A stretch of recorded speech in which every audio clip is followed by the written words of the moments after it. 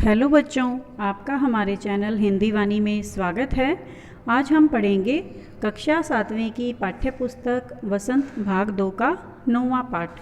पाठ का नाम है चिड़िया की बच्ची और इस पाठ के लेखक जैनेन्द्र कुमार जी हैं।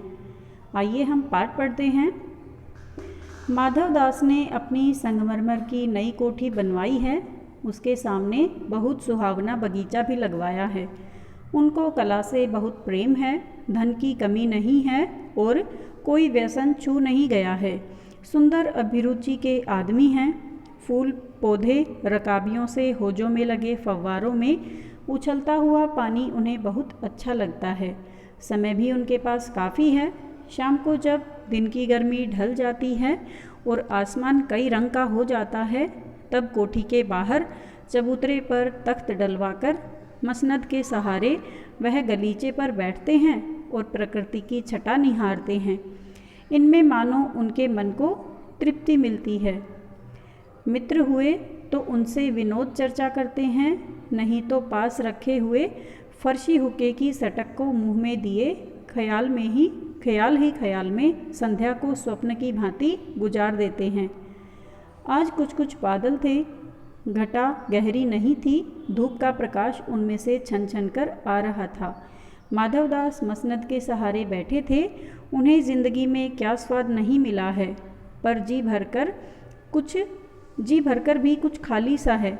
यानी उनका मन कुछ सूनापन लिए हुए है। उनके मन में अच्छी तरह से खुशी नहीं है। उस दिन संध्या समय उनके देखते देखते सामने की गुलाब की डाली पर एक चिड़िया आन बैठी। चिड़िया बहुत सुंदर थी। उसकी गर्दन लाल थी और गुलाबी होते होते किनारों पर जरा जरा नीली पड़ गई थी। पंख ऊपर से चमकदार स्याह थे। उसका नन्हा सा सिर तो बहुत प्यारा लगता था और शरीर पर चित्र विचित्र चित्रकारी थी। चिड़िया को मानो माधवदास की सत्ता का कुछ पता नहीं था और मानो तनिक देर का आराम भी उसे नहीं चाहिए था। कभी पर हिलाती थी, कभी फुदकती थी। वह खूब खुश मालूम होती थी। अपनी नन्ही सी चोंच से प्यारी प्यारी आवाज़ निकाल रही थी। यानी माधवदास उस सुंदर चिड़िया को बहुत ध्यान से देख रहे थे और चिड़िया अपनी सुरीली आवाज़ में गाना गा रही थी। माधवदास को वह चिड़िया बड़ी मनमानी लगी। उसकी स्वच्छंदता उसे बड़ी प्यारी जान पड़ती थी। कुछ देर तक वह उस चिड़िया का इस डाल से उस डाल थिरकना देखते रहे। इस समय वह अपना बहुत कुछ भूल गई। उन्होंने उस चिड़िया से कहा, आओ, तुम बड़ी अच्छी आई। यह बगीचा तुम लोगों के बिना सूना लगता है। सुनो चिड़िया, तुम खुशी से यह समझो कि यह बगीचा मैंने तुम्हारे लिए ही बनवाया है। तुम बेखटके यहाँ आया करो। बेखटके यानी बिना रोक टोक के। चिड़िया पहले तो असावधान रही, फिर जानकर कि बात उससे की जा रही है वह एकाएक तो घबराई। फिर संकोच को जीतकर बोली, मुझे मालूम नहीं था कि यह बगीचा आपका है। मैं अभी चली जाती हूँ। पल भर सांस लेने में यहाँ टिक गई थी। माधवदास ने कहा, हाँ, बगीचा तो मेरा है। यह संगमरमर की कोठी भी मेरी है। लेकिन इस सब को तुम अपना भी समझ सकती हो। सब कुछ तुम्हारा है। तुम कैसी भोली हो, कैसी प्यारी हो। जाओ नहीं, बैठो। मेरा मन तुमसे बहुत खुश होता है। चिड़िया कुछ सकुचा गई, यानी वो शर्मा गई। उसे बोध हुआ कि यह उससे गलती तो नहीं हुई कि वह यहाँ बैठ गई है। उसका थिरकना रुक गया। भयभीत सी वह बोली, मैं थक कर यहाँ बैठ गई थी। मैं अभी चली जाऊँगी। बगीचा आपका है, मुझे माफ़ करें। यानी चिड़िया कुछ डर सी गई थी। माधवदास ने कहा, मेरी भोली चिड़िया, तुम्हें देखकर मेरा चित्त प्रफुल्लित हुआ है। यानी मुझे तुम बहुत अच्छी लगी हो। मेरा महल भी सूना है, वहाँ कोई भी चहचहाता नहीं है। तुम्हें देखकर मेरी रागनियों का जी बहलेगा। तुम कैसी प्यारी हो। यहाँ ही तुम क्यों न रहो। चिड़िया बोली, मैं माँ के पास जा रही हूँ। सूरज की धूप खाने और हवा से खेलने और फूलों से बात करने में जरा घर से उड़ आई थी। अब सांझ हो गई है और माँ के पास जा रही हूँ। अभी अभी मैं चली जा रही हूँ। आप सोच न करें। माधवदास ने कहा, प्यारी चिड़िया, पगली मत बनो। देखो तुम्हारे चारों तरफ कैसी बहार है। देखो वह पानी खेल रहा है, उधर गुलाब हंस रहा है। भीतर महल में चलो। जाने क्या क्या न पाओगी। मेरा दिल वीरान है, वहाँ कब हंसी सुनने वाली मिलती है, यानी वहाँ पर कोई हंसने वाला नहीं है। मेरे पास बहुत सा सोना मोती है, सोने का एक बहुत सुंदर घर मैं तुम्हारे लिए बना दूंगा। मोतियों की झालर उसमें लटकेगी। तुम मुझे खुश रखना और तुम्हें क्या चाहिए, माँ के पास बताओ क्या है। तुम यहाँ ही सुख से रहो मेरी भोली गुड़िया। यानी माधवदास उस चिड़िया को अपने पास रखना चाहता था और उसे अलग अलग प्रकार के लालच देने की कोशिश करता है। चिड़िया इन बातों से बहुत डर गई। वह बोली, मैं भटककर तनिक आराम के लिए इस डाली पर रुक गई थी, अब भूलकर भी ऐसी गलती नहीं होगी। मैं अभी यहाँ से उड़ी जा रही हूँ। तुम्हारी बातें मेरी समझ में नहीं आती। मेरी माँ के घोंसले के बाहर बहुतेरी सुनहरी धूप बिखरी रहती है। मुझे और क्या करना है। 2 दाने माँ ला देती है और जब मैं पर खोलने बाहर जाती हूँ तो मेरी माँ मेरी बाट देखती रहती है। मुझे तुम और कुछ मत समझो, मैं अपनी माँ की हूँ। यानी चिड़िया केवल अपनी माँ के पास रहना चाहती है और अब शाम हो गई है तो वह अपनी माँ के पास ही वापस चली जाना चाहती है। माधवदास ने कहा, भोली चिड़िया तुम कहाँ रहती हो, तुम मुझे नहीं जानती हो। चिड़िया ने कहा, मैं माँ को जानती हूँ, भाई को जानती हूँ, सूरज को और उसकी धूप को जानती हूँ, घास पानी और फूलों को जानती हूँ। महामान्य तुम कौन हो, मैं तुम्हें नहीं जानती। माधवदास ने कहा, तुम भोली हो चिड़िया, तुमने मुझे नहीं जाना तब तुमने कुछ नहीं जाना। मैं ही तो हूँ सेठ माधवदास, मेरे पास क्या नहीं है, जो मांगो मैं वही दे सकता हूँ।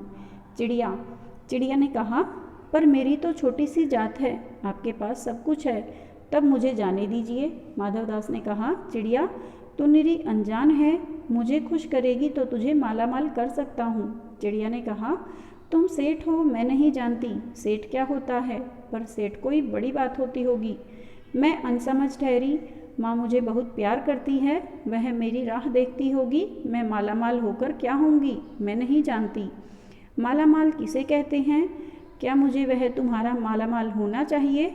सेठ ने कहा, अरे चिड़िया तुझे बुद्धि नहीं है, तू सोना नहीं जानती। सोना उसी की जगत को तृष्णा है, वह सोना मेरे पास ढेर का ढेर है। तेरा घर समूचा सोने की तरह होगा, ऐसा पिंजरा बनवाऊंगा कि कहीं दुनिया में न होगा, ऐसा कि तू देखती रह जाए। तू उसके भीतर थिरक फुदक कर मुझे खुश करियो, तेरा भाग्य खुल जाएगा। तेरे पानी पीने की कटोरी भी सोने की होगी। चिड़िया ने कहा, वह सोना क्या चीज़ होती है। सेठ ने कहा, तू क्या जानेगी, तू चिड़िया जो है, सोने का मूल्य सीखने के लिए तुझे बहुत सीखना है। बस यह जान ले कि सेठ माधवदास तुझसे बात कर रहा है, जिससे मैं बात तक कर लेता हूँ उसकी किस्मत खुल जाती है। तू अभी जग का हाल नहीं जानती। मेरी कोठियों पर कोठियाँ हैं, बगीचों पर बगीचे हैं, दास दासियों की संख्या नहीं है, पर तुझसे मेरा चित्त प्रसन्न हुआ। ऐसा वरदान कब किसी को मिलता है। री चिड़िया तू इस बात को समझती क्यों नहीं। चिड़िया ने कहा, सेठ मैं नादान हूँ, मैं कुछ समझती नहीं, पर मुझे देर हो रही है, माँ मेरी बाट देखती होगी। सेठ ने कहा, ठहर ठहर, इस अपने पास के फूल को तूने देखा, यह एक है, ऐसे अनगिनत फूल हैं, ऐसे अनगिनत फूल मेरे बगीचे में हैं। वे भांति भांति के रंगों के हैं, तरह तरह की खुशबू उनमें है। चिड़िया तूने मेरा चित्त प्रसन्न किया है और वे सब फूल तेरे लिए खिला करेंगे। वहाँ घोंसले में तेरी माँ है, पर माँ क्या है, इस बहार के सामने तेरी माँ क्या है। वहाँ तेरे घोंसले में कुछ भी तो नहीं है, तू अपने को नहीं देखती। कैसी सुंदर तेरी गर्दन, कैसी रंगीन देह, तू अपने मूल्य को क्यों नहीं देखती। मैं तुझे सोने से मढ़कर तेरे मूल्य को चमका दूंगा। तूने मेरे चित्त को प्रसन्न किया है, तू मत जा, यहीं रह। चिड़िया ने कहा, सेठ मैं अपने को नहीं जानती, मैं इतना जानती हूँ कि माँ मेरी माँ है और मुझे यहाँ देर हो रही है। सेठ मुझे रात मत करो, रात में अंधेरा बहुत हो जाता है और मैं राह भूल जाऊंगी। सेठ ने कहा, अच्छा चिड़िया जाती हो तो जाओ, पर इस बगीचे को अपना बगीचा ही समझो, तुम बड़ी सुंदर हो। यह कहने के साथ ही सेठ ने एक बटन दबा दिया। उसके दबने से दूर कोठी के अंदर आवाज़ हुई, जिसे सुनकर एक दास यानी सेवक झटपट भागकर बाहर आया। यह सब क्षण भर में हो गया, यानी थोड़ी सी देर में ही हो गया, और चिड़िया कुछ भी नहीं समझ सकी। सेठ कहते रहे, तुम अभी माँ के पास जाओ, माँ बाट देखती होगी, पर कल आओगी ना? कल आना, परसों आना, रोज आना। यह कहते कहते दास को सेठ ने इशारा कर दिया और वह चिड़िया को पकड़ने के जतन में चला। यानी जब सेठ ने चिड़िया से बातचीत की तब इसी दौरान उसने अपने नौकर को इशारा कर दिया चिड़िया को पकड़ने के लिए।